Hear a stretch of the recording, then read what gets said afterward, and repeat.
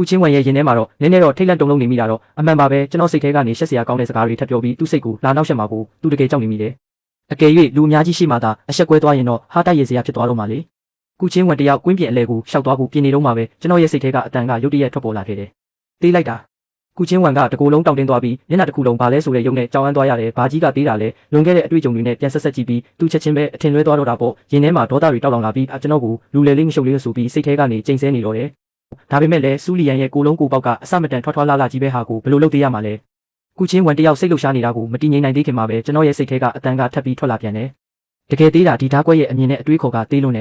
်ကုချင်းဝံလုံးဝဆုံသွားပြီးသူ့နာကြများမှားသလားလို့တန်တရားဝင်သွားမိတယ်စူလီယန်ရဲ့ဒီဓာတ်ကွက်ကမေကွန်းထုံမိုးနဲ့မင်းလို့ခေါ်ပြီးလှုပ်ဝက်နေမြေတစ်ခုကနေရခဲ့တဲ့မြေကဘာအဆင့်ဓာတ်ကွက်ဖြစ်တဲ့အဓိကဆောင်းပေးတာကမိုးနဲ့မြေကိုရဲဝုန်းမေကွန်းထုတ်ရဲတဲ့အရှိန်အဝါမျိုးပဲဒီလောက်တောက်ပြောင်အားကောင်းတဲ့တကွက်ကူမှကျွန်တော်ကအမြင်သေးတယ်လို့ပြောလိုက်တာဆိုတော့ကုချင်းဝံခမညာစိတ်ထဲမှာမတက်နိုင်တော့ပဲကျွန်တော်ကိုအသက်ငယ်ငယ်နဲ့မစင်မချင်းစိတ်ကူးပေါက်ရရှောက်ပြောနေတာလို့ပဲသတ်မှတ်လိုက်တော့တယ်ဘာပဲဖြစ်ဖြစ်ကျွန်တော်ကစိတ်ထဲကပဲတွေးနေတာဖြစ်ပြီးအကျယ်ကြီးအော်ပြောနေတာမဟုတ်တဲ့အတွက်ကြောင့်ဘာမှထိခိုက်စရာတော့မရှိဘူးလ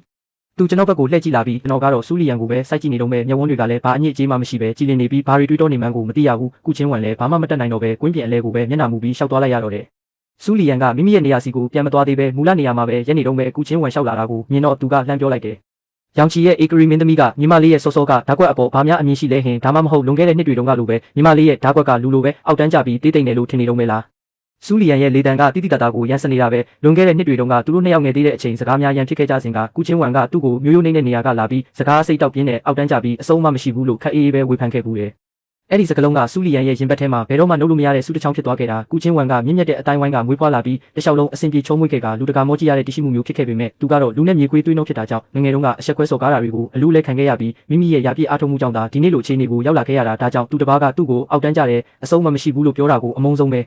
ဲကုချင်းဝံမျက်မှောင်အနှဲငယ်ကျုပ်သွားတဲ့အတိတ်ကကိစ္စတွေကိုသူတဘာဝကြကြမှတ်မိနေတာပေါ့အချိန်တွေပြန်လဲပတ်ရင်တော့သူဒီအတိုင်းပဲပြောဦးမှာပဲဘာလို့လဲဆိုတော့အဲ့ဒီတုန်းကစူလီယန်ကစကားကြမ်းကြမ်းတမ်းတမ်းနဲ့သူ့ကိုနိုင်ဝက်နီးပါးဆဲဆူပုတ်ခတ်ခဲ့တာကိုဒါပေမဲ့အခုချိန်မှာစူလီယန်ရဲ့ဓာတ်ကွက်ကမကောင်းဘူးလို့ပြောလိုက်ရင်တော့မိမိကိုယ်ကိုလိန်ညာရရောက်သွားလိမ့်မယ်ဒါပေမဲ့စူလီယန်ကိုအရှုံးပေးအောက်ကျခံမှုကြတော့လဲသူ့ရဲ့မာနကခွင့်မပြုပြန်ဘူးခဏလောက်တော့ဘာလို့ရမှန်းမသိပဲအကျက်ရိုက်သွားရတယ်စူလီယန်ကရန်စားတဲ့မျက်လုံးတွေနဲ့သူ့ကိုစိုက်ကြည့်နေတဲ့အဲ့ဒီလိုစိတ်ကူးရခတ်နေတဲ့အချိန်မှာပဲကျွန်တော်ရဲ့စိတ်ထဲကအတန်ကကုချင်းဝံရဲ့နားထဲကိုထပ်ပြီးဝင်လာပြန်ရေ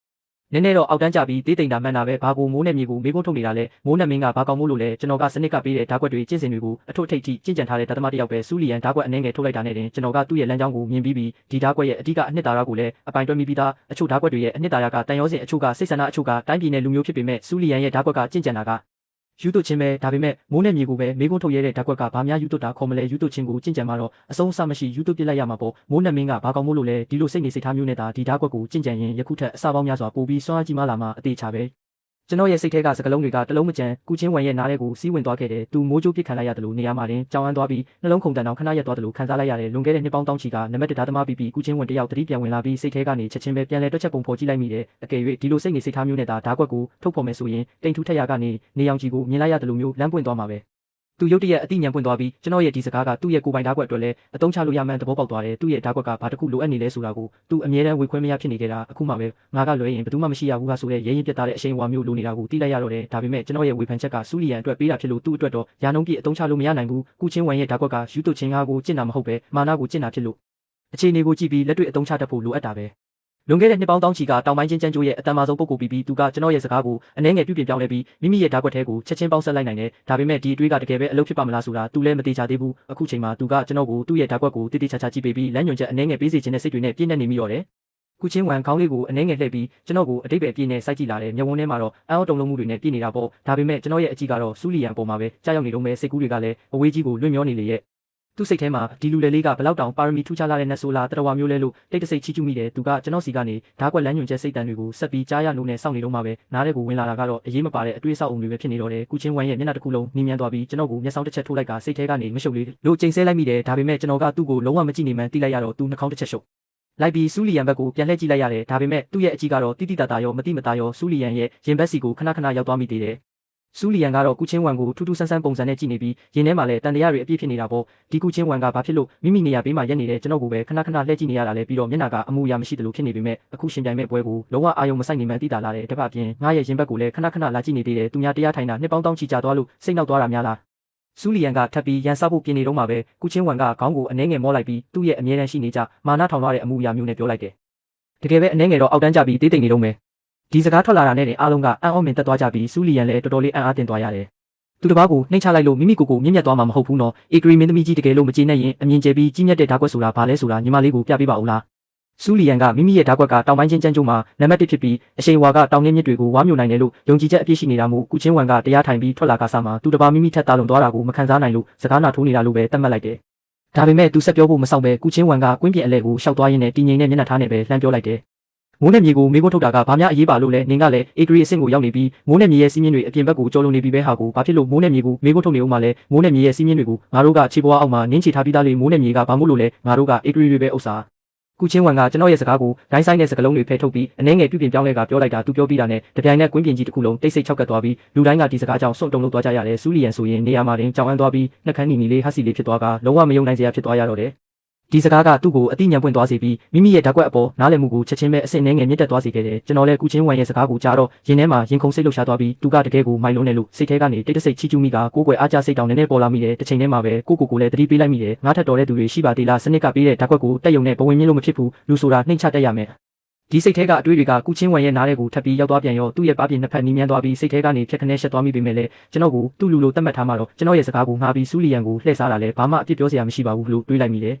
ယ်စူလီယန်တယောက်အံ့ဩတုန်လှုပ်နေစင်မှာပဲရင်းထဲမှာတန်တရားတစ်ခုပေါ်လာခဲ့တဲ့ကုချင်းဝမ်ကနှစ်ပေါင်းတောင်းချီတရားထိုင်ပြီးအေဂရီအဆင့်ကိုတက်လန်းမှုပဲအာယုံဆိုင်နေခဲ့တာမို့ဓာတ်ကွက်ကိုလေ့ကျင့်မှုအချိန်မရှိမှန်သူအသေးချာသိနေတာပဲသူတို့နှစ်ယောက်ရဲ့ပါရမီကအတူတူပဲဟာကိုသူကနှစ်ပေါင်းတောင်းချီစူးစမ်းကျင့်ကြံခဲ့တာတောင်ကုချင်းဝမ်ကသူ့ထက်တာလွန်နေဖို့မဖြစ်နိုင်ဘူးလေဒါပေမဲ့ဒီစကားကကုချင်းဝမ်ရဲ့ပါဇက်ကနေတကယ်ပဲထွက်လာခဲ့တာသူရုတ်တရက်စောကအခြေအနေကိုတတိယသွားတယ်လူတိုင်းအံ့ဩမြင်တတ်နေတဲ့အချိန်မှာကျွန်တော်တယောက်တည်းကသာဘာမှမဟုတ်တယ်လို့မျိုးအမူအရာပြနေခဲ့တာကိုသူမကမကျေနပ်တယ်လို့မျိုးမျက်နှာပေးနဲ့အဲ့ဒီအပြင်ကုချင်းဝမ်ကလည်းကျွန်တော်ဘက်ကိုခဏလှည့်ကြည့်နေတော့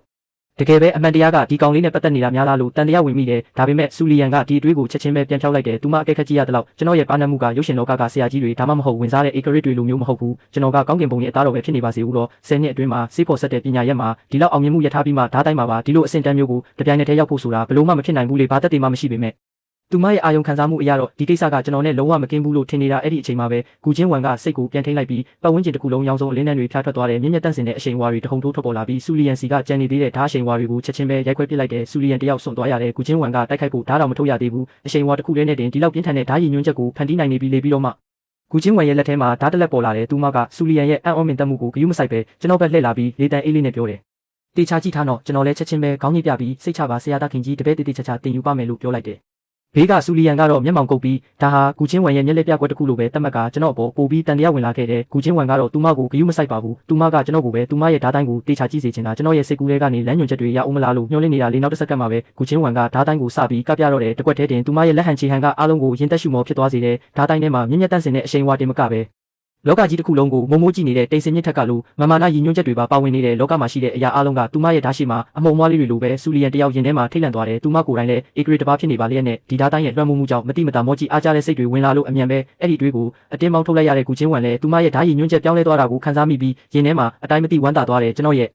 တုတ်ပြန်မှုကိုကြည့်ကျင်လို့ခိုးကြည့်လိုက်မိတဲ့အချိန်မှာကြားလိုက်ရတဲ့ကျွန်တော်ရဲ့စိတ်ကူးကတော့ကုချင်းဝမ်ကလည်းတကယ်ကိုလှလွန်းတာပဲဓာတ်တိုင်းကိုဘာလိုက်ကြည့်နေတော့မှလဲဓာတ်တိုင်းကလူလောက်ဗလာပါမလဲတဲ့ကုချင်းဝမ်မျက်နှာလေးညီရဲသွားပေမဲ့စိတ်တော့မဆိုးပါဘူးချက်ချင်းပဲစိတ်ကိုပြန်ဆူဆီးပြီးဓာတ်တိုင်းကိုပဲအာယုံစိုက်ကပြလိုက်တော့တဲ့နောက်ပိုင်းကွက်စိတ်တွေကပိုပြီးတော့မြင့်မြတ်ပြီးအထီးကျန်ဆန်လာတဲ့တိမ်တောင်တိမ်မဲတွေကြားကစီးဆင်းတဲ့ရေတခွန်လိုမျိုးလူတွေအဝေးကနေပဲမော့ကြည့်နိုင်တဲ့အဆင့်မျိုးပေါ့ဓာတ်တိုင်းလည်းပြီးရောအနိုင်ရှုံးကပေါ်လွင်သွားပြီးကုချင်းဝမ်ကမင်းတက်နေတုန်းဖြစ်တဲ့စူလီယန်ရဲ့ရှေ့ကိုရှောက်သွားပြီးဘသူနိုင်လဲစဉ်းစားမိပြီလားလို့မေးလိုက်တဲ့စူလီယန်ကလည်းပုံပွင့်လင်းလင်းပဲအရှုံးပေးပါတယ်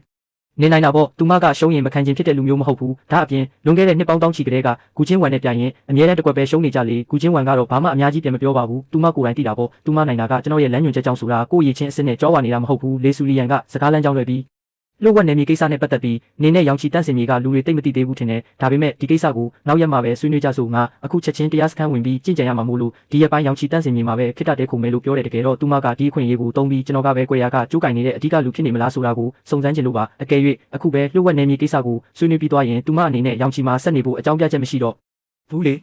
ကုချင်းဝမ်ကလည်းအများကြီးမစင်စားမိပဲစူလီယန်တယောက်ဓာတ်တိုင်းကိုမြင်ပြီးတရားဓမ္မအတိအမြင်တွေရသွားလို့ချက်ချင်းကြင်ကြံချင်နေတာပဲလို့ထင်လိုက်တယ်ပြီးတော့လှုပ်ဝက်နယ်မြေကိစ္စကလည်းချက်ချင်းလက်ငင်းဆွေးနွေးလို့ပြီးမဲ့ကိစ္စမဟုတ်ဘူးအရေးကြီးဆုံးကတော့သူမကကျွန်တော်ချက်ပေးမဲ့ချင်းဆက်ဝက်နယ်ရိုးကြော်ကိုညှော်နေတာညက်တဲ့အထိဆွေးနွေးနေရင်ညစာလွတ်သွားမှာကိုစိုးရိမ်နေတာလေဒါကြောင့်သူမကရောင်ချီကိုင်းချုပ်ကိုစူလီယန်အတွက်တဲခိုဖို့နေရာစီစဉ်ပေးဖို့ချက်ချင်းပဲအမိန့်ပေးလိုက်တယ်စူလီယန်ကမထွက်ခွာခင်ကျွန်တော်ကိုအတိတ်ပဲပါနဲ့စိုက်ကြည့်သွားပြီးရင်ထဲမှာတော့ဒီကောင်လေးမှာတခုခုထူးဆန်းနေတာတော့အမှန်ပဲလို့တွေးထားလိုက်တယ်ကျွန်တော်ကတော့စူလီယန်ထွက်သွားတာကိုလိုက်ကြည့်ရင်စိတ်ထဲမှာတော့သူမရဲ့ခေါင်းပေါ်ကမြေခွေးနာရွက်ပြပြလေးတွေကိုကန်ကြည့်ရင်ဘယ်လိုခံစားချက်မျိုးရှိမလဲဆိုတာကိုပဲတွေးနေမိတယ်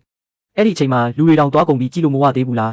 ားကျွန်တော်လည်းရောင်တောင်နဲ့ရေလိုက်မိတယ်ကုချင်းဝမ်ကဘာမှမပြောဘဲကျွန်တော်ရဲ့ဂုတ်အင်ဂျီကနေဆွဲပြီးရှန်ယွန်းတောင်ထိပ်ဘက်ကိုပြန်တန်းခေါ်ဆောင်သွားတော့တယ်လမ်းမှာခုနကဘာတွေတင်ယူမိလဲ